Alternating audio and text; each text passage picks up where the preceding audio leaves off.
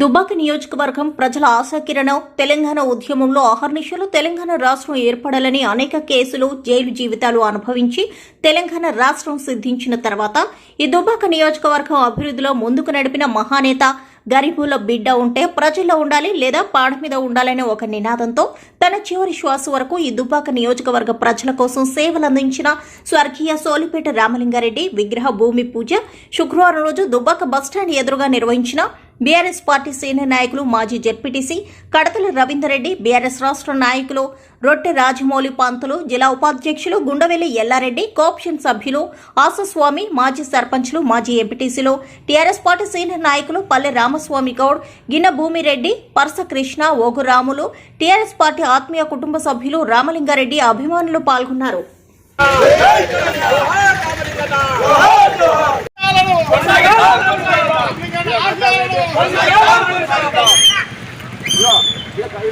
జై తెలంగాణ, జై తెలంగాణ, కేసీఆర్ గారి నాయకత్వం, హరీష్ అన్న నాయకత్వం, కొత్త ప్రభాకర్ నాయకత్వం.